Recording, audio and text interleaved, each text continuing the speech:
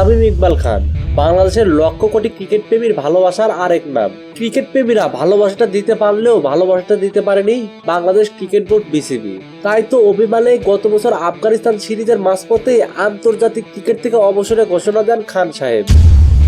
অভিমানী তামিমকে দলে ফেরাতে গণভবনে ডেকে নেন প্রধানমন্ত্রী শেখ হাসিনা। গণভবন থেকে বের হয়ে তামিম জানান 1 মাস পরে ফিরবেন। এরপর বিশ্বকাপের ঠিক আগে নিউজিল্যান্ড সিরিজে তাকে দলে ফেরানো হয়, কিন্তু নভেম্বরে বিশ্বকাপে দলে তাকে রাখা হয়নি, যে কারণে দেশের হয়ে খেলার আগ্রহ হারান সাবেক এই অধিনায়ক। সামনের মাসে ওয়েস্ট ইন্ডিজ ও যুক্তরাষ্ট্রে অনুষ্ঠিত হবে টি-20 বিশ্বকাপ। তার আগে বিসিবি চেয়েছিল তামিমকে দলে ফেরাতে, কিন্তু অতীতে একাধিকবার বিশ্বকাপে তামিমকে অবহেলা করায় জাতীয় দলের ফেরার আগ্রহ হারিয়েছেন তামিম। কেনই বা আগ্রহ হারাবেন না তিনি? তাকে যে যোগ্য সম্মানটাই দেওয়া হয় নাই।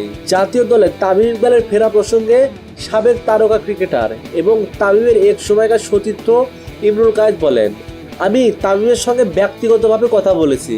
ও আসলে জাতীয় দলের ড্রেসিং রুম উপভোগ করছে না, কারণ সে ড্রেসিং রুমে আগের মতো শ্রদ্ধা পাচ্ছে না।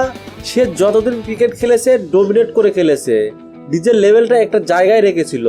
ওখান থেকে অবসর নিল, আবার ফিরে এলো। আসলে ফিরে আসার পর মানুষ খুব ভালোভাবে নেয় না।